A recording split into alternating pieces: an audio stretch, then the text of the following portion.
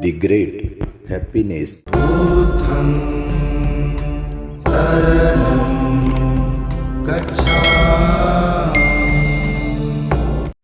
अक्कोच्छे मंग अवधि मंग अजीनी मंग अहासी में ये चतंग उपनयन्ति वेरं ते संग न सम्मति।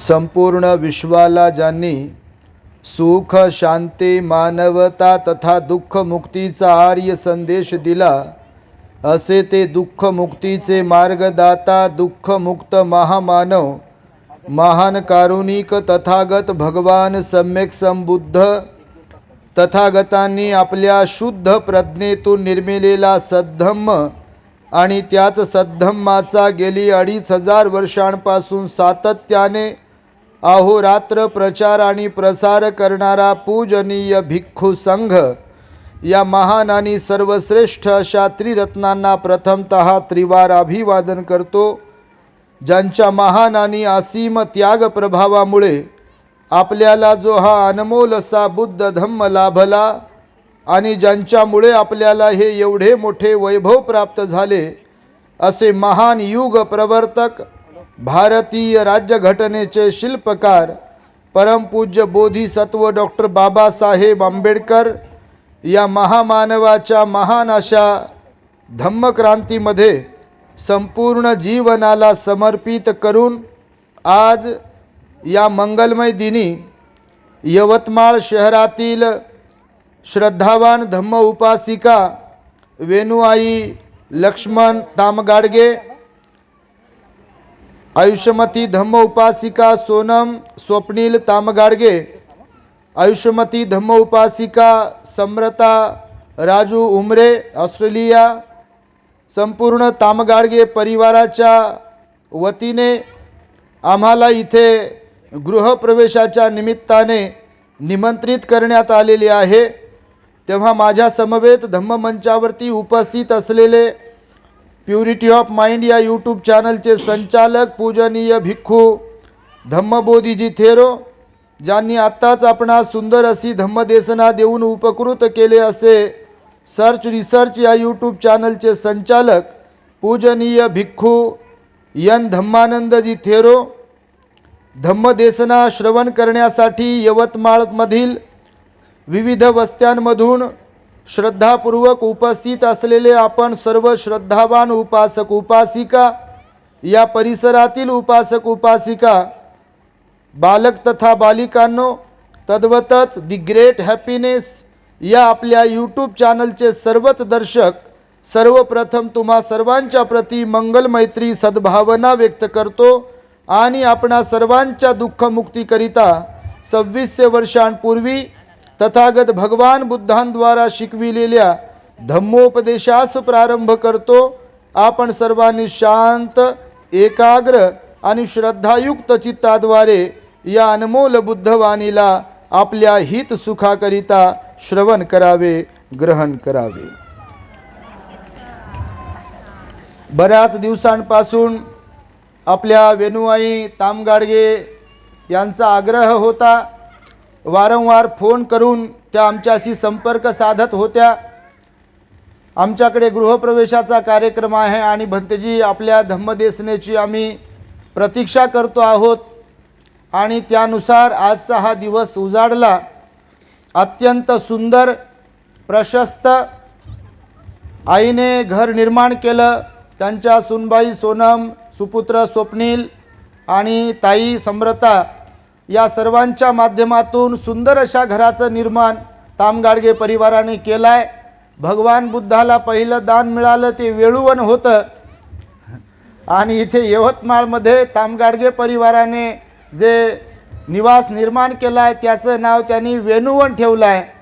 आम्ही पाहिलं, खाली वर जाऊन त्यांनी दाखवलं, मोठमोठ्या रूमा, मोठमोठे हॉल आणि त्या हॉलमध्ये गृहप्रवेशाच्या निमित्तानेच सुंदर अशा भगवंताच्या रूपाची प्रतिष्ठापना पण केली आणि परित्राण, भोजनदान, परिष्काराचं दान, चिवरदान, आर्थिक दान देऊन तामगाडगे परिवाराने महान असं पुण्य संपादन केलं आहे. तेव्हा प्रथमतः मी तामगाडगे आई, सोनम, स्वप्नील, समृता आणि संपूर्ण परिवाराचं आपण टाळ्यांच्या गजरामध्ये अभिनंदन करावे, कौतुक करावे. मगाशी मी सांगितल्यानुसार गृहप्रवेश तर घरगुती कार्यक्रम असतो आणि तो नक्कीच त्यांनी आम्हाला बोलावूनही घरच्या घरी केला असता, परंतु मनामध्ये श्रद्धा जर असेल, बाबासाहेबांच्या विचारांप्रती आदर असेल, तो भाव असेल, तर बुद्धांचा, बाबासाहेबांचा विचार एका निमित्ताने भंतेजींना आपण बोलावत आहोत, तो अनेकांपर्यंत पोहोचावा, धम्माचा प्रचार व्हावा, लोकांच्याही सुख शांतीसाठी लोकांना धम्मदेशना श्रवण करायला मिळावी, हा उदात्त हेतू तामगाडगे आईंच्या मनामध्ये निर्माण झाला. त्यांच्या आणि महिला मंडळाच्या विनंतीवरून जरी घरामध्ये गृहप्रवेश झाला असला तरी धम्मदेशना मात्र आपण इथे या पटांगणामध्ये करीत आहोत. तेव्हा आईंच्या प्रती मी विशेष मंगलमैत्री व्यक्त करतो. खरं तर गृहप्रवेश असल्या कारणाने मी जरा पारिवारिकच उपदेश आजही करणार आहे. पारिवारिक उपदेश करण्यावर आमचा जरा जास्तच भर असतो, जोर असतो आणि आमच्या अभ्यासानुसार त्याचीच जास्त गरज आहे. तत्त्वज्ञानही महत्त्वाचंच आहे, ध्यानही महत्त्वाचंच आहे, परंतु सर्वसामान्यांचे जे प्रश्न आहेत घराघरातले त्याचाही विचार करून बुद्धांनी त्याच्यावर काय भाष्य केलं आहे, कोणते उपदेश केले आहेत त्याच्याही बद्दल सांगितलं पाहिजे. नाही तर नुसते शिबिरावर शिबिरं करायचे, तुम्ही नाही बापा, शिबिरावर शिबिरं करायचे, विहारात जायचं, रोज रोज जायचं, निळी लावायची, पांढरे कपडे घालायचे, उपोषण करतो म्हणायचं, सगळ्या घरादाराला त्रास द्यायचा. त्याला अर्थ आहे का काही? तुम्ही नाही बापा, तुम्ही लय चांगले, पण अशी परिस्थिती आहे काही काही ठिकाणी. विहारात जायचं आणि भांडण करायचं, तिथे वाद करायचा, याच्यावरून, नावावरून, फुलावरून, हे सर्रास बऱ्याच ठिकाणी चालते. आणि म्हणून आम्ही जरा चिमटे काढतो लोकांचे, त्यामुळे सगळ्यांनाच आम्ही आवडत असेल असं काही आमच्या डोक्यात नसते. कारण जे बोलणारे असतात, सत्य उजागर करून सांगणारे असतात, ते लोक जास्त आवडत नसतात.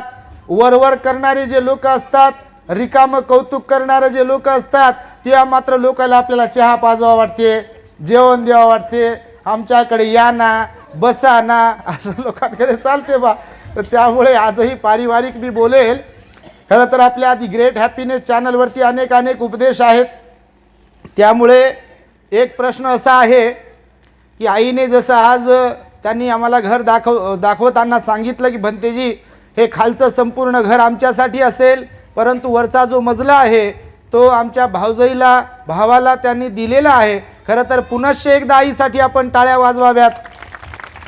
भगवान बुद्धांनी हाही मनाचा मोठेपणा शिकवलेला आहे.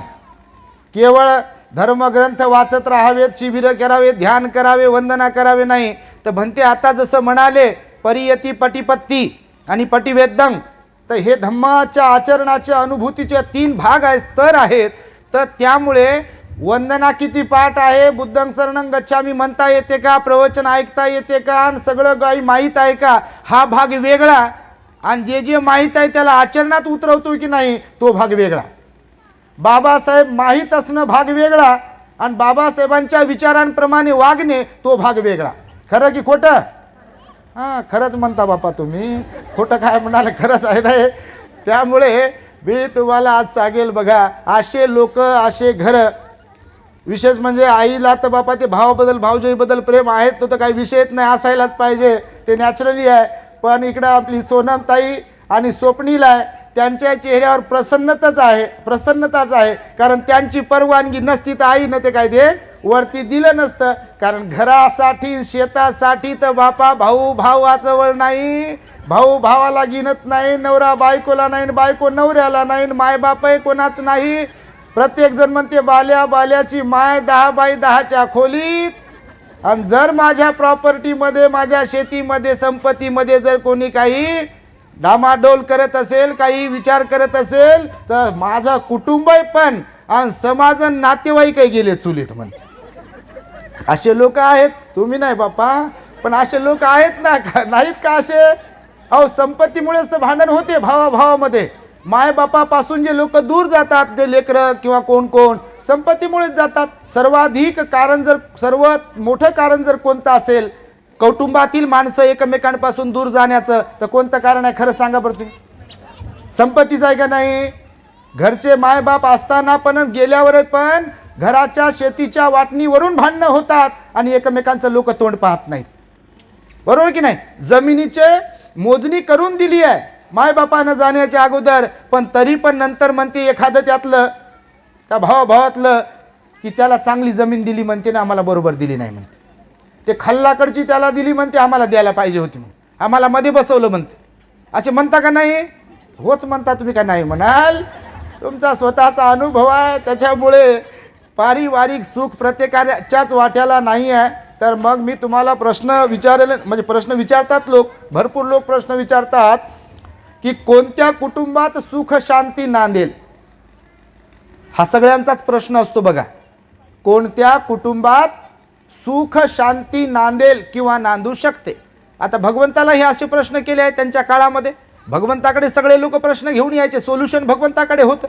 ते गृहस्थी जीवनातले प्रश्न असो की परिव्राजकाच्या म्हणजे संन्याशांच्या जीवनातील प्रश्न असो, प्रत्येक प्रश्नाचं उत्तर भगवंताकडे होतं. म्हणून भगवंताचा जो धम्म आहे तो, म्हणजे बुद्धाने जे शिकवलं आहे, जे म्हणून काही शिकवलं, तुम्ही सुत्त जर पाहाल बौद्ध साहित्यातील, तर काही सुत्त ध्यानाच्या संदर्भात आहेत, काही सुत्त ध्यानाच्या संदर्भात आहेत, काही सुत्त विनयाच्या संदर्भामध्ये आहेत, काही सुत्त निव्वळ केवळ भिक्खूंसाठी आहेत, काही सुत्त भिक्खुणींसाठी आहेत, काही सुत्त उपासकांसाठी आहेत, काही सुत्त श्रमणांच्यासाठी आहे, आणि काही सुत्त घर गृहस्थी करणाऱ्या लोकांच्यासाठी पण आहेत. जसं की महामंगल सुत्त तुम्ही जर पाहाल तर सुरुवातीचा संपूर्ण भाग त्याचा गृहस्थी लोकांच्यासाठीचा आहे. बरोबर की नाही? तुम्ही वाचलं का, ऐकलं का? महामंगल सुत्त प्रवचन ऐकत असता की नाही? हो की नाही? नाही? हां, होच म्हणता म्हणजे ऐकता, याचा अर्थ ऐकता, खरंच ऐकता. म्हणून तर एवढं यवतमाळ इथं जमा झाले बापा. कुठून आले? तर यवतमाळमधून बऱ्याच ठिकाणावरून लोक आलेत. आता आज आम्ही इथे आहोत, संध्याकाळी पुन्हा त्या नेरमध्ये काहीतरी पिंपळगाव काळे, ते काळे गोरे पिंपळगाव काहीतरी, तिकडे आहोत संध्याकाळी. आणि उद्या पुन्हा तो कोणता एरिया आहे?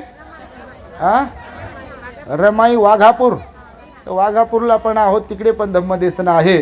तर आपण आपल्या विषयाला सुरुवात करूया. बौद्ध साहित्यात सुत्त पिटकामध्ये भगवान बुद्धांनी 2 सुत्त या विषयाला धरून सांगितलेले आहेत. कोणत्या कुटुंबात सुख शांती नांदेल या प्रश्नाचं उत्तर त्या सुत्तांमध्ये आहे. 2 सुत्त आहेत, सिमिलरच आहेत, पण एक पॉझिटिव्ह आहे, दुसरं निगेटिव्ह आहे. एक सुपरिणाम सांगणार आहे तर दुसरं दुष्परिणाम सांगणार आहे. कारण 2 प्रकारचे परिणाम असतात. किती प्रकारचे परिणाम असतात? एक सुपरिणाम असतात म्हणजे चांगले परिणाम, आणि दुसरे दुष्परिणाम असतात. तर भगवान बुद्धांनी एक असहनशील सुत्त सांगितलं. लक्षपूर्वक ऐका, अत्यंत महत्त्वाचा विषय आहे. एक असहनशील सुत्त आहे, त्यामध्ये भगवान बुद्धांनी सांगितलेत 5 दुष्परिणाम. आणि त्यालाच धरून दुसरं एक सुत्त शिकवलं भगवंताने, सहनशील सुत्त. कोणतं? सहनशील सुत्त. त्यामध्ये 5 प्रकारचे सुपरिणाम सांगितलेले आहेत. तर तुम्हाला अगोदर 5 दुष्परिणाम सांगतो. सहनशील नसल्याचे कोणते 5 दुष्परिणाम होतात, आणि सहनशील असेल आपण तर त्याचे कोणते 5 सुपरिणाम आहेत तेही मी आपणाला सांगेल. सहनशीलता हा शब्द तुम्ही ऐकला असेल. 10 पारमिता माहिती आहे तुम्हाला? पारमिता माहिती आहे की नाही? नाही बापा, हो म्हणा हो. 22 प्रतिज्ञांमध्ये पण 10 पारमिता सांगितल्या बाबासाहेबांनी, कळणार नाही लोकांना म्हणून आपल्या. मी भगवान बुद्धांनी सांगितलेल्या 10 पारमितांचा अवलंब करेल म्हणाले की नाही? अष्टांगिक मार्गाचं पालन करेल, अवलंब करेल सांगितलं.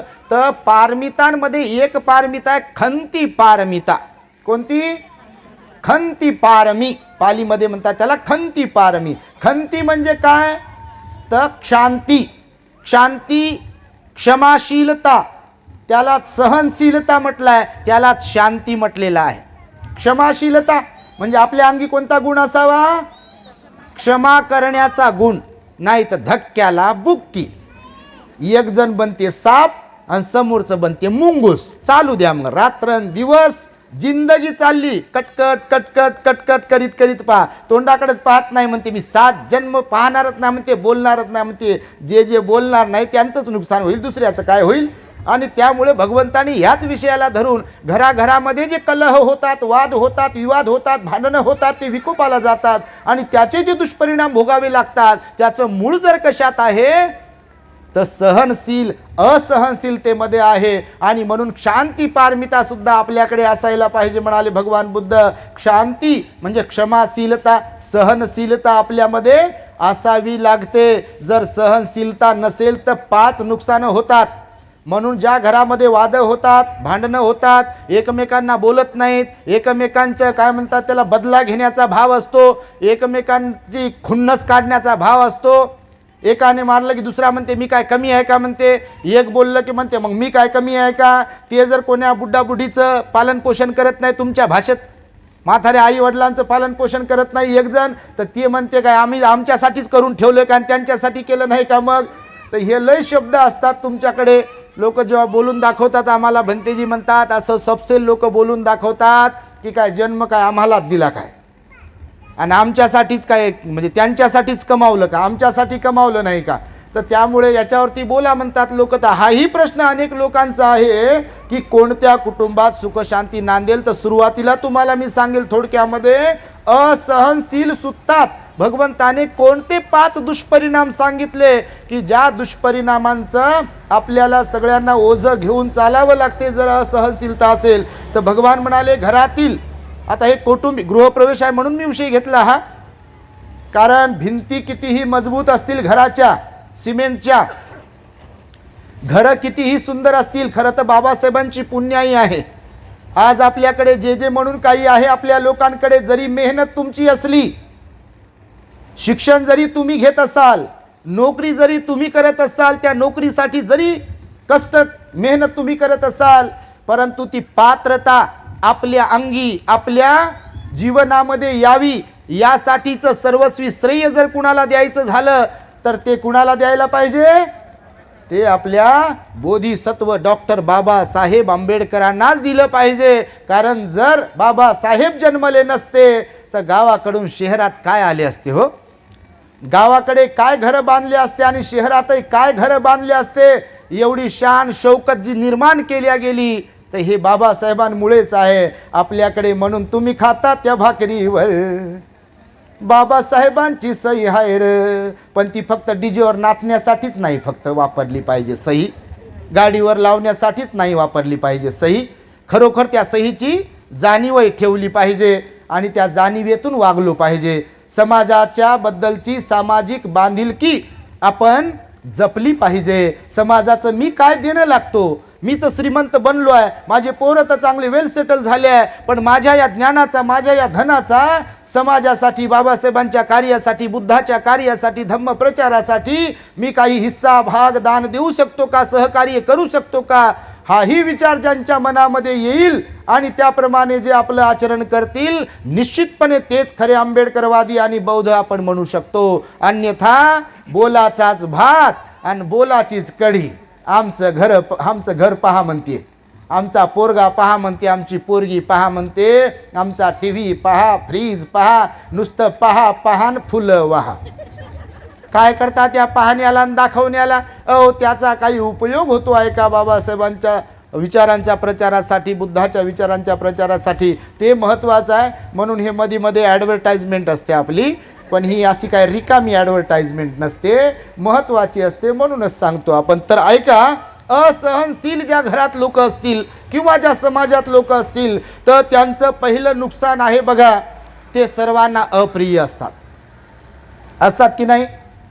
आई जरी असेल आपली, वडील जरी असतील, भाऊ जरी असेल, बहीण जरी असेल, तुमची कोणाची पत्नी जरी असेल, पती जरी असतील, मुलं मुली जरी असतील, पण त्यांच्यात सहनशीलता नसेल कोणत्याही बाबतीमध्ये, तर ते आवडतात का आपल्याला? आवडतात. आम्ही पाहिलं अनेक वेळा माय लेकीचंही बोलणं होत नाही, कधी कधी होतं की नाही असं. काही काही ठिकाणी बोलत नाहीत. काय तर आई आमची फटकळ बोलते म्हणतात, काही सहनच होत नाही म्हणतात. कधी कधी वडिलांच्या बाबतीत लोक बोलतात, सहनच करत नाही म्हणतात, काहीच सहन करत नाहीत. काही थोडंफार काही आता बिघडतेच ना हो, घरात बिघडत नाही का? बिघडते की नाही? बापा मी काय तुम्हाला विचारू, तुमचा अनुभव प्रत्येकाचा तर लय असे पुस्तकं तयार होतील त्याच्यावर, एवढे अनुभव तुमचे तर होतात ना. 19-20 म्हणता का नाही तुम्ही, होतात बिलकुल 19-20 गोष्टी होतात. पण सहनशीलता नसेल तर मात्र असे जे कोणी लोक असतील मग ते कोणालाच प्रिय वाटत नाहीत, बोलत नाहीत लोक. मग मुलगा जरी असेल आपला, मुलगी जरी असेल, सून जरी असेल, सासू जरी असेल, सासरा जरी असेल, मायबाप जरी असतील तर लोक बोलत नाहीत. मग नाही नाही म्हणतात, त्यांच्या तोंडावर पडणंच नको, त्यांच्या नादी लागणंच नको, आणि त्यांच्याजवळ जाणं नको, त्याच्याजवळ बसणंही नको म्हणतात लोक. आणि त्यामुळे असहनशील जर कोणी असेल घरामध्ये, समाजामध्ये, परिवारामध्ये तर ते सर्वांना अप्रिय असतात. असतात का नाही? होच म्हणा. तुम्ही बापा असाल असे कधी तर तुम्हाला कोणी कोणी डिसलाईक करत असेल नाही का. तर म्हणून पहिला हा नुकसान आहे. सहनशील आपण नसेल तर आपण सर्वांना अप्रिय बनतो. अप्रिय बनतात लोक. गावामध्ये, कोणत्या नगरामध्ये काही काही लोक असे असतात बघा, मी नेहमी सांगतो, लोक त्यांना कट मारतात, त्यांच्या घरी जाणं नको म्हणतात, त्यांना बोलवणंही नको, आणि त्यांच्याशी चर्चा करणं नको, त्यांच्याशी संबंध ठेवणंही नको म्हणतात लोक. असतात ना असे. काही काही स्त्रिया असतात, काही काही पुरुषही असतात, वयोगट कोणताही असते ते त्याचा काही विषय नाही आहे. आणि म्हणून आपण सहनशील नसेल, असहनशील असेल तर सर्वांना अप्रिय असतो. तर हे पहिलं नुकसान आहे, ध्यानात ठेवा. तुम्ही कौटुंबिक जीवन जगणारे लोक आहात, तुमच्या घरातलं जरी वागणं असेल, बोलणं असेल, तर तुमचं असहनशील वर्तन असेल, बोलणं असेल, तर तुम्हाला कोणीच लाईक करू शकत नाही, तुम्हाला कोणी जवळ करू शकत नाही. मग तुम्ही कोणाचे कोणी असाल तरी लोक तुम्हाला फटकाळतात, बोलत नाहीत. नाही म्हणतात बा, बोलणंच नको. पहिलं नुकसान. दुसरं नुकसान सांगितलं भगवंतानी की कोणालाही ते, पहिली तर अप्रिय असतात, दुसरी गोष्ट कोणालाही ते आवडत नाहीत. असे लोक आवडतात का? प्रिय तर नसतात, अप्रिय असतात. आणि असे लोक कोणाला आवडत नाहीत ज्यांच्यामध्ये सहनशीलता नसते. आवडतील काय? बिलकुलच आवडू शकत नाही. हे दुसरं नुकसान आहे. तिसरं नुकसान आहे, रागीट स्वभावाचे असतात. कसे असतात असहनशील लोक? रागीट स्वभावाचे. तुम्ही मुख्यत बसता म्हणजे बिलकुल हे आहे तुमच्यामध्ये गणित. कारण असहनशील असतील तर राग राग, चिडचिड असते, थोडं काही झालं की धक्क्याला बुक्की म्हणते. आणि म्हणून सहनशील नसेल तर त्यांचा स्वभाव कसा असतो? रागीट स्वभाव असतो. रागीट स्वभावाचे लोक पहा, असे डोळे लाल बुंद झालेले असतात, चेहरा लाल बुंदचा असं, आणि हसणं तर नसते, चेहऱ्यावरती नूरच नसते, असं एकदम एकाच मोडमध्ये. कुठेही जातील, कोणाच्या वाढदिवसाला गेले की एकाच मोडमध्ये, जणू काय कोणतं टेन्शनचेच इंजेक्शन घेऊन आलेत की काय कुठून. आता माणसानं परिस्थितीनुसार वागाव, बोलाव की नाही, एकाच मोडमध्ये राहाव का? अहो खरंच राहू नये एकाच मोडमध्ये. ग्रहस्थ जीवन आहे ना तुमचं. आता जिथं चांगलं एकदम व्यवस्थित चालले, लोक एन्जॉय करतात, खुश आहेत, हसत आहेत, तर तिथं जाऊन आपण रडत बसणं बरं दिसते काय? आणि जिथं लोक रडत आहेत, इमोशनल आहेत, भावनिक आहेत, मडं पडलेलं, आणि तिथं खा खा खा खी खी खी खी करत असाल तर ते तरी शोभून दिसते का? दिसेल का? मौतीला जायचं, अंत्यविधीला जायचं, सोयरिकीच्या गोष्टी करायच्या, शोभते काय? बरं दिसते का? आणि असे लोक असतात की नाही एकदम व्यवस्थित. दुसरा एखादा विषय असा रंगलेला कोणता तरी, हो चांगला, बरं हे येत ते विषय मोडून टाकते, दुसरंच काहीतरी बोलते बघा, आणि आपल्याकडे आकर्षित करतात. काही काही लोक असे करतात की नाही? होच म्हणता तुम्ही, नाही काय म्हणाल. तर असे लोक असतात रागीट स्वभावाचे. तर रागीट स्वभाव असता कामा नये. हां, कधी कधी रागावलं पाहिजे, जसं लेकरावर रागावायचं त्यांच्या भल्यासाठी, कोणाला काही शिकवायचं तेवढ्यापुरता राग राग बरा आहे हो, पण कायमस्वरूपी राग राग बरा नाही. बीपीचा लय त्रास होते, आणि मग डॉक्टर म्हणते यांना उकसू नका म्हणते, कोणी उकसून देऊ नका म्हणते, भांडण यांची हे असताना भांडण करू नका म्हणते, नाही तर गोळीचा पावर वाढवावं लागते. हातानं फजिती करून घेणार की नाही तुम्हीच सांगा. तर अगोदरपासूनच तसं वागत असलो हसण्याच्या ठिकाणी हसाव. मी तर नेहमी सांगतो, खरंच प्रसन्न राहिलं पाहिजे हो. कोणाला टेन्शन नाही सांगा बरं तुम्ही? कोणाला टेन्शन नाही, कोणाला दुःख नाही, कोणाला परेशानी नाही आहे का? इथं तरी बसल्यापैकी कोणी असेल का असं? कोणत्याही जाती धर्माचे लोक असे आहे का कोणी की टेन्शनच नाही? म्हणणं सोपं की मला कोणतं टेन्शन नाही, आणि बारीक विचार तर दळण दळायला सुरुवात होऊ द्या एकदा. मग सांगते सगळ्या उकलू उकलू गाठी सोडू सोडू गाठोडे सोडते. मग ते बारीक बारीक बारीक बारीक गाठोड्यात गाठोडं गाठोड्यात गाठोडं, मग ते हळूहळू हळूहळू सोडते. असं एवढं मोठं गाठोडं सोडते. प्रत्येकाकडे आहे का नाही? आणि म्हणून तुम्हाला सांगतो, प्रसन्न राहिलं पाहिजे, आनंदी राहिलं पाहिजे, खुश राहिलं पाहिजे. आपल्या चेहऱ्याकडे पाहून समोरच्याला टेन्शन येऊ नये. आपलं हे मत आहे. आपल्या चेहऱ्याकडे पाहून दुसऱ्याला टेन्शन येऊ नये. आपला चेहरा पाहिल्यावर समोरच्याला वाटलं पाहिजे गड्या आपल्यात काहीतरी कमी आहे हो, यांच्याकडे काहीतरी फार जास्त दिसतंय ना आपल्याकडे काहीतरी कमी आहे. यांचा चेहरा फार प्रसन्न दिसतोय, आपलाच रुंगून गेल्यासारखा आहे, कोंबडी रुंगल्यासारखा. तर त्याच्यावर विचार तरी करतील माणसं. पण समोरचं एकदम 12च वाजवलेले ना, आपल्याला काहीतरी सांगायचं त्यांना, त्यांच्याकडे 12 वाजलेले. मग आपण विचारातच पडतो, यांना सांगावं का नाही, सांगावं का नाही. कारण अगोदर टेन्शनमध्ये दिसते, सांगावं कसं वाटेल, कोणाला वाटते का? म्हणून बघा काही काही लोक कोणाकोणाला सांगत नाहीत का?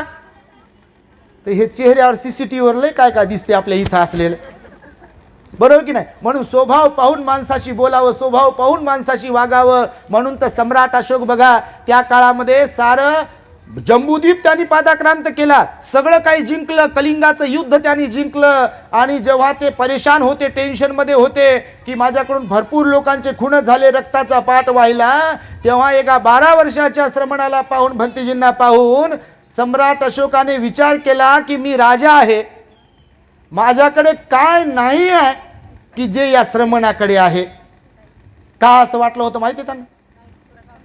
कारण त्या श्रमणाच्या चेहऱ्यावर प्रसन्नतेचा भाव होता. माहिती आहे तुम्हाला ही गोष्ट?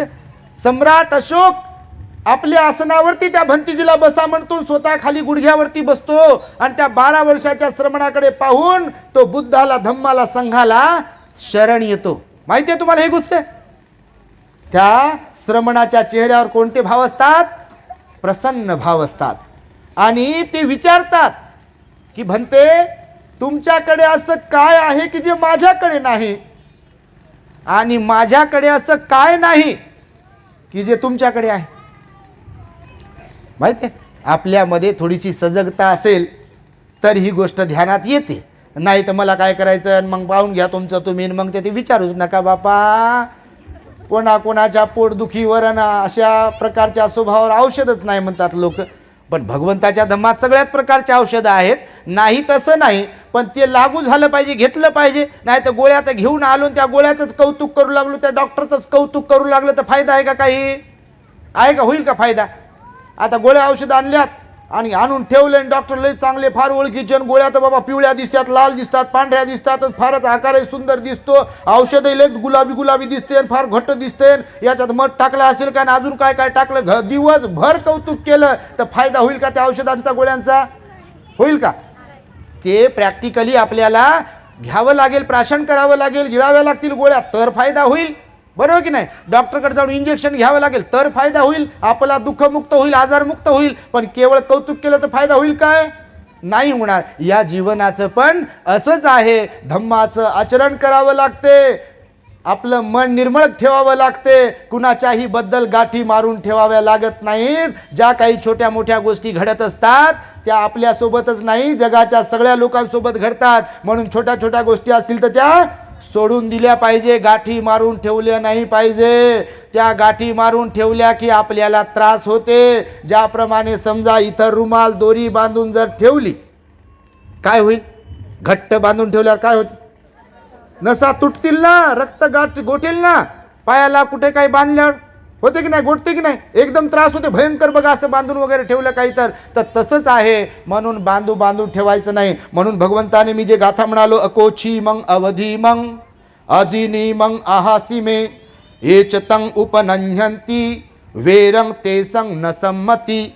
भगवान बुद्ध म्हणाले, त्यांनी मला मारले, त्यांनी मला लुटले, त्यांनी माझा अपमान केला, त्यांनी मला शिव्या दिल्या, ते मला उद्धट बोलले आणि त्यांनी माझ्याकडे पाहिलंच नाही, त्यांनी मला कुंकू लावलंच नाही, त्यांनी अष्टगंधच लावलाच नाही, मला जय भीमच म्हटले नाही, मला बसच म्हटले नाही, चहा घ्या म्हटलेच नाही, बोललेत नाही, नाही नाही नाही नाही म्हणता म्हणता बटन दबते आपलं, तर नाही म्हणतानाच असेच जातो आपण. तर आता ज्याचा त्याचा स्वभाव आहे बघा, कोणाचा स्वभाव कसा तर कोणाचा स्वभाव कसा आहे. सगळ्यांचा स्वभाव सारखा असते काय? आता तुमचे लेकरं असतील एकाच स्वभावाचे आहेत का? प्रामाणिकपणे स्वतःला विचारून स्वतःला सांगा बरं, आहेत का? आहे का स्वभाव? आणि आपण जसे असतो तसंच जग असते का खरं हकीकतमध्ये? आपल्याला वाटते गंज की आपल्यासारखं जग असावं, म्हणजे चोराला वाटेल बापा चोरच असावं. आता ज्याचे त्याचे विचार आहेत ना. जसं की तुम्ही आता इथे बसलात, कुठे जाऊन बसता, तर बसताना अगोदर तुमची दुर्बीण फिरते, कोणाजवळ बसू जाऊन, माझ्या मताचं कोण कुठं बसलेलं आहे, तिथं जागा होते का बघ म्हणते, फोन करून सांगते जागा कर ना म्हणते तिथे. हालाकी सारे लोक कुठेही बसले तर काय विषय असते काय? बऱ्याच ठिकाणी गेलं की असेच करतात लोक बघा. काय आहे तिथं, कुठं काय सोन्याची खुर्ची ठेवली का तिथं कुठं, तिथं लोकांना ओलांडून जाऊन बसायला, असं बऱ्याच ठिकाणी होते. पहा तुम्ही करता की नाही माहीत नाही बाबा, तुम्ही लय चांगले, पण असे करतात लोक. आणि त्यामुळे सांगितलं बघा की रागीट स्वभाव बरा नाही. बघा बरा आहे का रागीट स्वभाव? तुम्ही आई म्हणून वडील म्हणून राग करत असाल समजा, तर लेकरांना आवडत असेल का तुमच्या? आणि तुमचे लेकरं राग करत असेल तर घरातल्याला आवडत असेल का? बायको राग करत असेल नवऱ्याचा, तर नवऱ्याला आवडत असेल काय? आणि नवरा बायकोचा राग करत असेल तर बायकोला आवडत असेल का?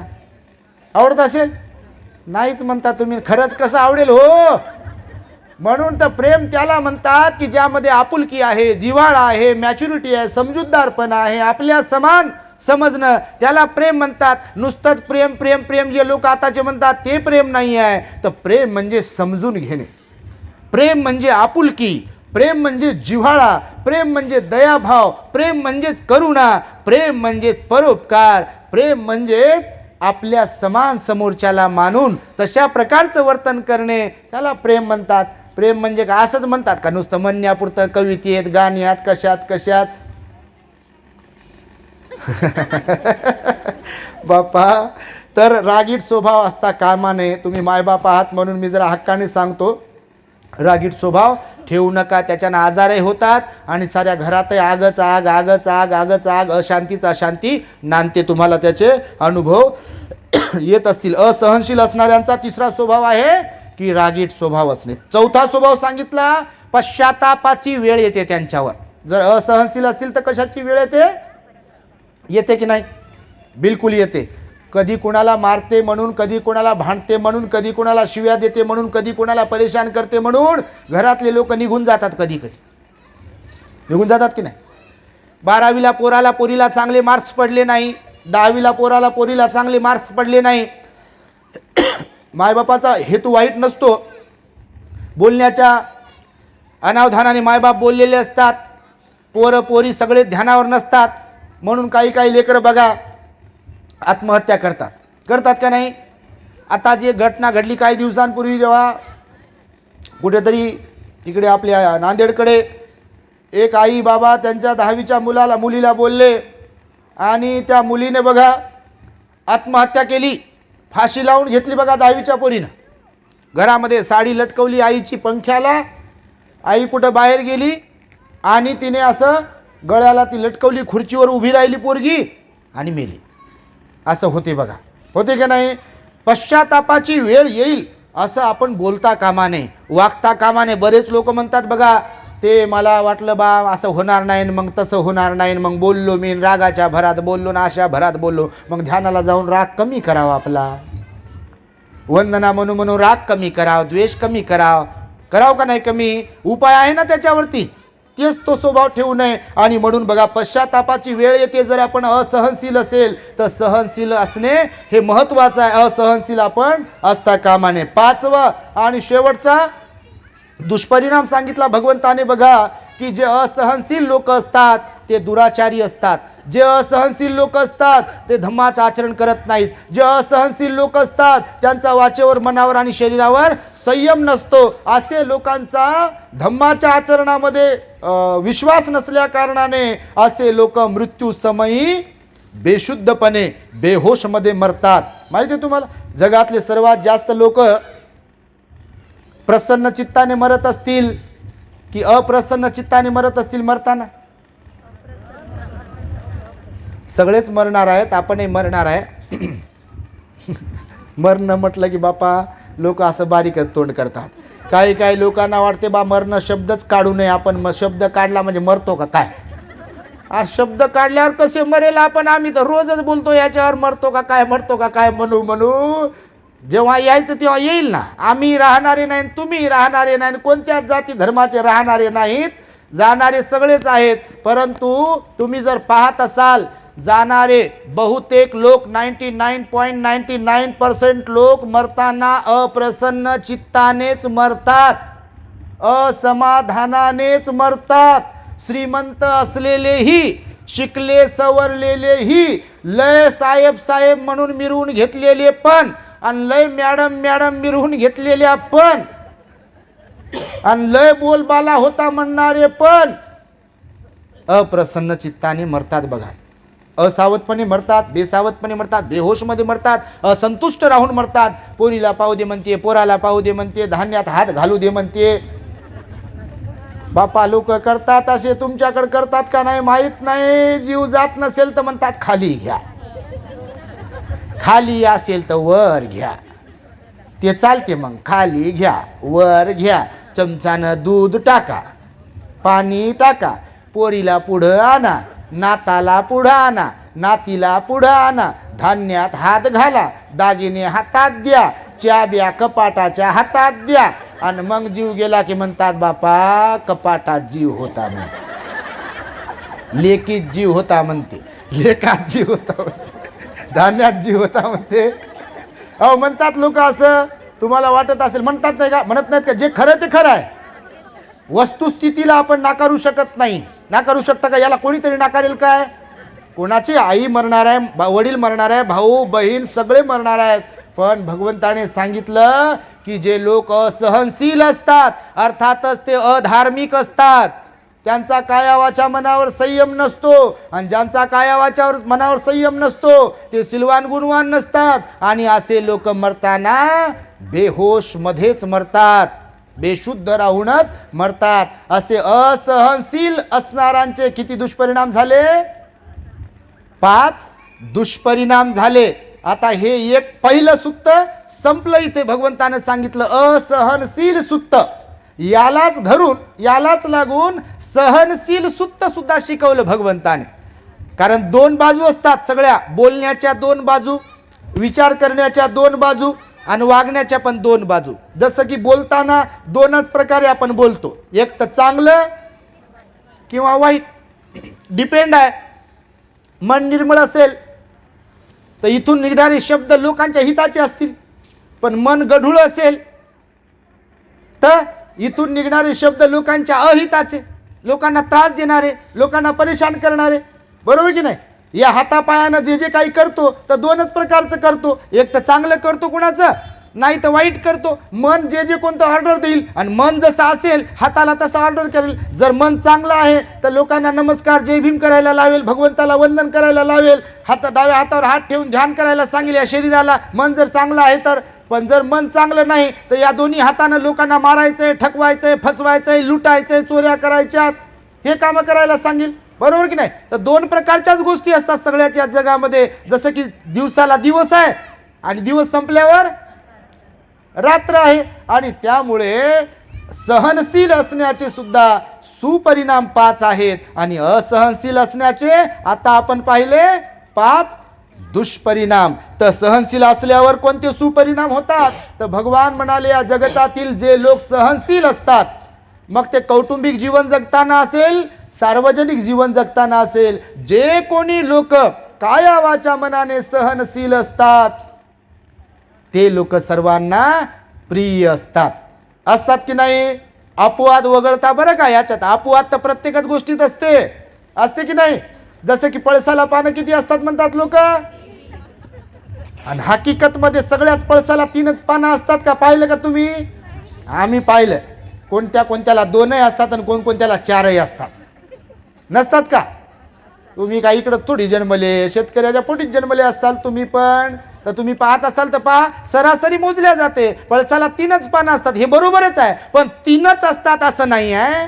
तर 1ही असू शकते, 2ही असू शकतात, आणि 4ही असू शकतात, आणि 5ही असू शकतात. सरासरी मात्र 3 असतात. तर म्हणून प्रिय आपले सहनशील लोक असतात ते सगळ्यांनाच आवडतात, पण त्यांना आवडत नाहीत जे स्वतः असहनशील आहेत. आवडतील काय? आता समजा इथे प्रवचन वगैरे सुरू आहे, आता तुमच्या एरियातले लोक चांगले आहेत असं समजू,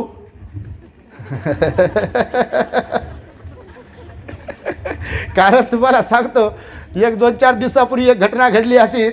तर ते काही आपल्या महिला म्हणे बिचाऱ्या भंतेजी, ते विहाराचा कोणीतरी एक माणूस आहे म्हणे, कारभार त्याच्याकडेच राहते म्हणे, आणि भंतेजीलाच हाकलून दिलं म्हणे त्यानं. आम्हाला म्हणते वंदना घेऊ नका म्हणते, इथं शेजारचा कोण माणूस आहे म्हणते, मीच जागा दिली म्हणते, मीच विहार बनवलं, मी एवढे पैसे दिले तेवढे पैसे दिले म्हणते, आणि विहारात यायचं नाही, मला जे वाटेल तेच होईल विहारात, आणि तुमचं काही चालणार नाही. तुमच्यात कोणी असं बसलेलं नसावं बापा, असा मी अर्थ काढतो. तर सांगा मला, त्या तशा व्यक्तीला, ती स्त्री असो की पुरुष, ज्यांच्यात स्वतःमध्ये अवगुण भरलेले आहेत, तर सद्गुणी लोक आवडतील का चांगल्या लोकांना?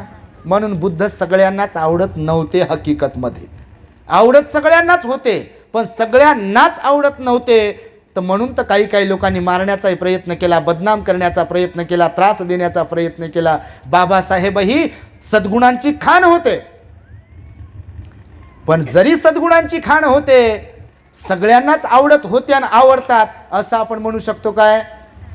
म्हणून तर बाबासाहेबांच्या पुतळ्यांची विटंबना होते, म्हणून तर बाबासाहेबांबद्दल लोक अपशब्द बोलतात, म्हणून तर बाबासाहेबांबद्दल लोक चुकीचं लिहितात, चुकीचं बोलतात. सगळ्यात चांगल्या लोकांना सगळेच लोक चांगलं म्हणू शकत नाही, पण सरासरी अशी आहे की सहनशील असेल तर ते लोक सर्वांना प्रिय असतात. मग हे कौटुंबिकतेच्याबद्दल जास्त लागू होईल की तुम्ही जर कुटुंबात जीवन जगताय आणि जर तुम्ही सहनशील आहे तर सगळ्यांना आवडाल की नाही? घरातल्यांना, बाहेरच्यांचं सोडा हो, बाहेरचे लोक तर बापा नाव ठेवायला बसले. पुरस्कार भेटते ना त्यांना, नाही का? सन्मान चिन्ह भेटते, पुरस्कार भेटते पाखडत राहिल्यावर. पण घरात मात्र आपण सहनशील असेल खरोखर तर घरादाराचा फायदा होईल की नुकसान होईल? फायदा होईल ना. म्हणून छोट्या छोट्या गोष्टी जरी कोणाकडूनही घडत असतील तर घरातल्या लोकांनी सगळ्यांच्या संदर्भामध्ये सहनशील असावं. भांड्याला भांडं लागते म्हणता का नाही तुम्ही? तर दुसऱ्याकडूनच लागते का? आपल्याकडून झालं की काय म्हणते? भांड्याला भांडण लागत राहते, भांड्याला भांडं लागते. सगळ्यांच्या मातीच्या चुली असतात म्हणते. केव्हा? जेव्हा आपल्याकडून चुकते तेव्हा. आणि दुसऱ्याकडून चुकलं की कसं काय लागते म्हणते भांड्याला भांडं, आणि कशा काय मातीच्या चुली राहतात म्हणते. तुमच्याकडे आम्ही असंच पाहून केली का म्हणते पोरगी तुमची, म्हणते का नाही? बापा लय काय काय म्हणत असाल तुम्ही. म्हणून जर घरादारामध्ये लोक जर सहनशील असतील तर ते खरंच प्रिय असतात, एकमेकांना सर्वांना प्रिय असतात. म्हणून आई असो की वडील असो, मुलं असो, बायको असो, पती असो, कोणीही असो, एकमेकांच्या प्रती सहनशीलता बाळगली पाहिजे, क्षमाशील मन असलं पाहिजे. आपण चलो ठीक आहे, हो गया, बोलले तर बा ठीक आहे, हरकत नाही, काही हरकत नाही, बोलले असेल, आपलं चुकलं असेल काही, नाही का? असं मन मोठं असावं ना. याचा अर्थ असा नाही बापा की सहनच करावं. जमाना बदल गया है. आमच्या म्हाताऱ्या आयांनी आणि बाबांनी मात्र आता त्या विचारात राहू नये की आम्ही लय सहन केलं ना, आम्हाला लय त्रास होता. एक आता हे बोलतो का नाही, तर एक आमची बहीण तुमच्यासारखी, ते म्हणे भंतेजी तुम्ही म्हणता ते खरं आहे म्हणते, तुम्ही सांगता त्यानुसार सासूला सासूमध्ये आईच पाहते, सासऱ्यामध्ये मी वडीलच पाहते म्हणते. खूप चांगलं वागत आहे, उपवास पालन करत आहे, पण माझी सासू एकही चान्स सोडत नाही म्हणते. मी म्हटलं मग त्यांना विचारायचं बा की काय नेमकं काय कारण आहे, माझं काय चुकते ते तरी सांगा आणि मग बोला. तर तसं बोलल्यावर ते म्हणते बा माझी सासू मला लय त्रास द्यायची आणि मी कशी शांत बसू. मी म्हटलं चालू द्या मग आता हे. तर म्हणून जे सहनशील असतात ते घरादारात सगळ्यांना प्रिय असतात. म्हणून सहनशील बना. हे सहनशील सुद्धा पहिला सुपरिणाम सांगितला. दुसरा सांगितला की कोणालाही प्रिय असतात. बघा, अप्रिय जे असतात अगोदर सांगितलं तर प्रिय असतात. दुसरी गोष्ट आवडणारे असतात. बघा तुम्ही, एखाद्याची आई वडील बायको नवरा जर चांगले असतील तर आवडतील की नाही?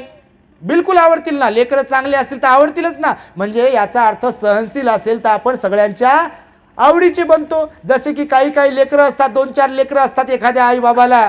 ते म्हणतात म्हणतेजी काय सांगू, ते त्याचं तर व्यवस्थित आहे हो, पण हेच कसं काय वाया गेलं, कोणासारखं झालं म्हणते काय माहीत. बापा आम्हाला काय माहीत कोणासारखं झालं ते. आता आमचा थोडी ओळख आहे आपली. ते बाबावर गेलं का तुमच्यावर गेलं का कोणावर गेलं ते. तर त्याच्यामुळे जे कोणी असं लेकरू सहनशील असेल तर ते प्रिय ते आवडेल की नाही. त्याचं लय कौतुक होते. बापा हे पोरगं लय चांगलं आहे म्हणते, गुणवान आहे, असं आहे, ती पोरगी लय चांगली आहे, गुणवान आहे म्हणते. म्हणून दुसरा लाभ असा आहे की सगळ्यांना आवडतात सहनशील असणारे. तिसरं, रागीट नसतात तर ते कसे असतात? सौम्य असतात, प्रेमळ असतात. काही झालं तर ठीक आहे म्हणतात. काही काही असतात, हे सगळे असे नसतात बापा. काही सौम्य असतात. तर सहनशील असतील तर सौम्य आहेत. तर म्हणून भगवंतानं सांगितलं जे सहनशील असतात तर ते सौम्य असतात. हा त्यांचा तिसरा लाभ आहे. आणि चौथा लाभ सांगितला की पश्चातापाची वेळ त्यांच्यावर येतच नाही. आता सहनशील असतील तर पश्चाताप कसा होईल का? ज्यांच्या वाट्याला पश्चाताप येते ते सहनशील नसतात. ज्यांच्या वाट्याला पश्चाताप येत नाही ते सहनशील असतात. हे गणित सोपं आहे त्याचं, फक्त समजलं पाहिजे आपल्याला. म्हणून चौथा लाभ आहे की त्यांच्यावर पश्चातापाची वेळ येत नाही. आणि पाचवा आणि शेवटचा लाभ सांगितला, मरताना प्रसन्न चित्ताने मरणाऱ्यांपैकी असतात. कोण? जे सहनशील असतात.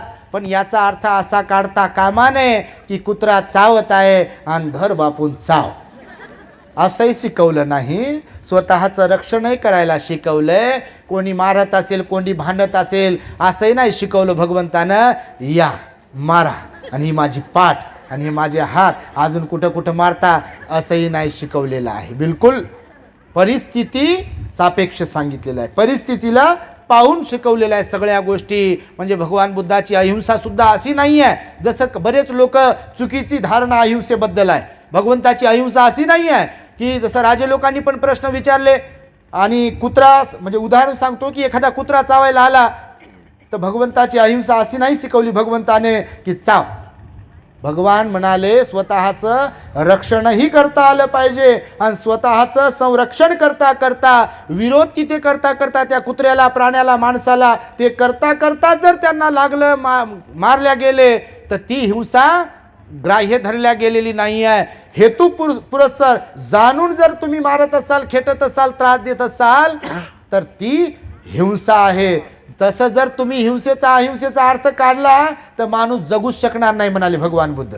कसे विचाराल तर ज्वारी, गहू, भाज्या किंवा अजून जे जे काही आपण खातो पितो ते सजीव असते की निर्जीव असते? हा, भाज्या सजीव असतात की निर्जीव असतात? जेव्हा जिवंत असतात तेव्हा त्याला ऊन पाहिजे की नाही पिकण्यासाठी? हवा पाहिजे की नाही? पाणी पाहिजे की नाही? ज्यांना कुणाला या सृष्टीतल्या पाणी, हवा, ऊन ह्याची आवश्यकता आहे ते सगळेच सजीव आहे. हा मोबाईल सजीव नाही आहे, हा माईक सजीव नाही आहे, पण या कुंडीत ठेवलेले झाडं सजीव आहेत. जर त्याला पाणी घातलं नाही तर मरतील का नाही? तर तसंच आहे. म्हणून मग जर आपण विचार केला कशी काय ज्वारी खावा, ज्वारी कशी खावा, बाजरी कशी खावा, आंबे कसे खावा, मोसंबी कशी खावा, ऊस कसा खावा, काय खावा, मग हवाच खावा काय? खावा तर खावा का? मी ह्याच्यावरती बोलणार आहे. हा विषय आहे आपल्या प्रवचनाचा, एक दिवस नक्कीच बोलेल. बुद्ध धम्मातील हिंसा आणि अहिंसा, तिचा अर्थबोध. तर मी आज तुम्हाला हे सहनशील आणि असहनशील सुद्धा शिकवताना सांगतोय. शेवटचा मुद्दा की जे सहनशील असतात ते मरताना प्रसन्न चित्ताने मरतात. तर म्हणून तुमच्या घरादारात तुमचं जीवन जगताना तुम्ही कसे असावेत? कसे असावेत? असणार काय? बनणार काय? जे बनायचे नाही ते मुख्यच बसलेत असे, आणि जे बदलतो म्हणतात बा तर ते म्हणतात हो बदलतो. काही काही असे मुख्यच हो, काही विचारलं की मुख्यच. त्यांना वाटते आपल्या तर लट ठासून भरले कसं काय बदलाव. ते तर बोलत राहते, ती तर बोलत राहते, आणि ते मग आम्हाला बोलतात आणि ते मारतात आणि ते असं रागावतात, आणि मग आपणच सहनशील कसं काय बनावं वगैरे वगैरे. भगवान मला ज्याचे त्याचे कर्म असतात, आणि म्हणून दुसऱ्यानं वाईट वागलं म्हणून, वाईट बोललं म्हणून आपणही तसंच वागता कामा नये. जर प्रत्येकाने घरादारातल्या तसाच विचार केला तर घर घरात राहील का? बाप लेकात राहील का? आपली माणसं आपले बनतील की दूर जातील? दूर जातील. आणि म्हणून याच्यावर संयम ठेवावा, सहनशील राहावं, मनावर संयम ठेवावा, व्यवस्थित राहावं, शरीरावरही संयम ठेवावा. म्हणून शेवटची एक छोटीशी बोधकथा सांगतो आणि माझ्या शब्दांना मी पूर्ण विराम देतो. सांगू की नको? हां, सांगाच म्हणता तुम्ही.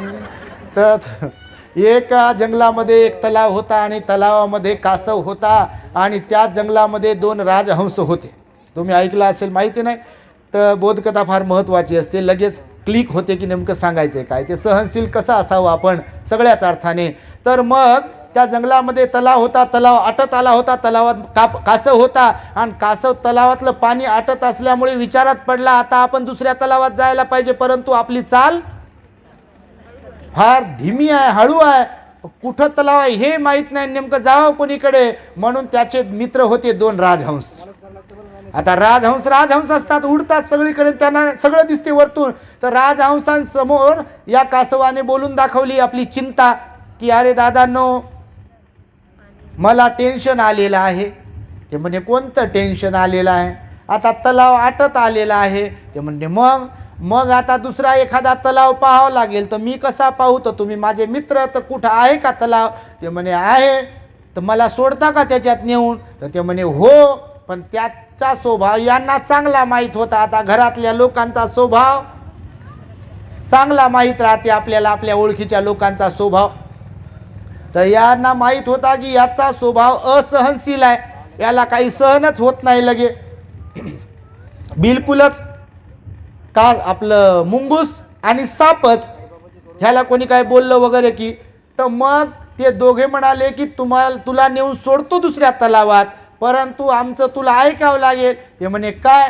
तर ते राजहंस म्हणे तू आहेस म्हणे फटकळ समजते का तुम्हाला? पापा तुम्हाला काय नाही समजलं. तर ते म्हणे घेऊन तर जातो, पण तू बडबड करायची नाही, मुक्कच बसायचं, शांत बसायचं नाही. तर तुझं काय होईल ते तू पहा. ते म्हणाले ठीक आहे.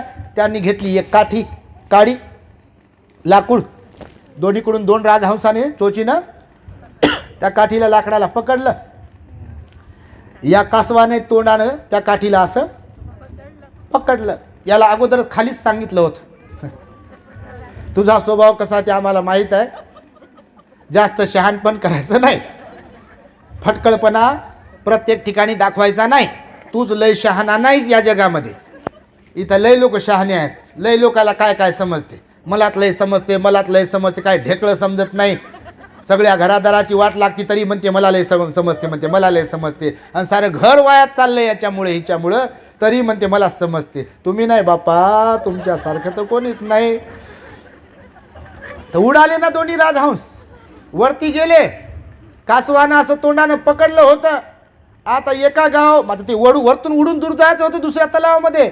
तर दोन्ही राजहंस वरतून चालले, कासवानं पकडलं. असं तुमच्या नगरावरून ते कासव आणि ते 2 राजहंस चालले, असं जास्त उंच नव्हते ते. तर खालून पोरं वगैरे ते पाहून म्हणू लागले अरे कासवाला उडता येत नाही. कासवानं तोंडानं काठीला पकडलं आणि राजहंस तर उडू लागले. आता ह्याला उकळीच फुटू लागली कासवाला. हे असहनशील होतं ना, याला वाटलं मला असे बोलू लागले उडता येत नाही. हे मूर्ख आहेत असं बोलावं लागलं. त्याला बोलावं वाटलं आता यांना शिव्या देतो. काही लोकांना तोंडावर लगामच नसते बघा, असते काय? नाहीच म्हणता मान्य तुम्ही, तर खरंच नसते. तर त्या कासवाला सहन झालं नाही. ते पोरं ओरडत होते ना, असे म्हणत होते की या कासवाला तर उडता येत नाही, राजहंस तर उडत आहे. असं म्हटल्यावर याला राग आला, आणि राग याला काय अनावर झाला. अनावर झाल्याबरोबर याला वाटलं 2-4 शिव्या दिल्या की बरं वाटत होतं याला. तुम्हाला नाही बापा, आता कोणाकोणाला वाटत असेल असं, तो यानं शिव्या देण्यासाठी जसं तोंड उघडल्या बरोबर बत्कन खाली जमिनीवर पडलं आणि चेंदा मेंदा झालं. तर असेच असहनशील असणारे जे लोक असतील ते घरातही चेंदा मेंदा होतात आणि समाजातही चेंदा मेंदा होतात. म्हणून असहनशील माणसाने असता कामाने सहनशील असावं, अशा प्रकारचा छोटासा उपदेश आमच्या आई तामगाडगे आई यांच्या गृहप्रवेशाच्या निमित्ताने तुम्हाला या ठिकाणी मी दिलेला आहे. आम्ही ही जी प्रवचनं देत आहोत, ही प्रवचनं आपल्या दी ग्रेट हॅपीनेस या यूट्यूब चॅनलवरती असतात. तर आपल्या चॅनलला आपण सबस्क्राईब करावे आणि जे प्रवचन असतात त्यांना लाईक करावे, प्रवचनं एकमेकांना शेअर करावेत आणि धम्मप्रचारामध्ये सहाय्यक बनावे, अशा प्रकारची एक अपेक्षा तुम्हा सर्वांकडून मी व्यक्त करीत आहे. कोणत्या कुटुंबात सुख शांती नांदेल, तर त्याचं उत्तर सांगा मला. कोणत्या कुटुंबात नांदेल?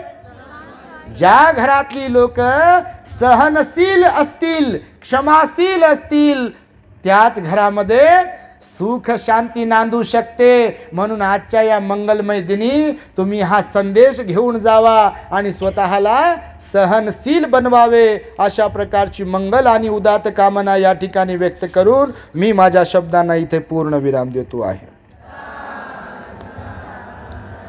भवतो सब मंगलम रक्षन्तु सब देवता सब बुद्धानुभावेन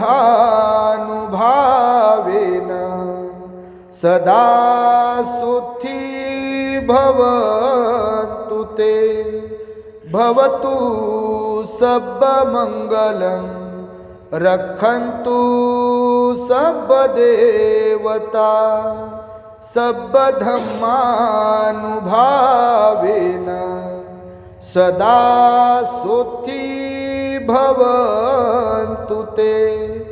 भवतु सब मंगलम रक्षन्तु सब देवता सब संघानुभावेन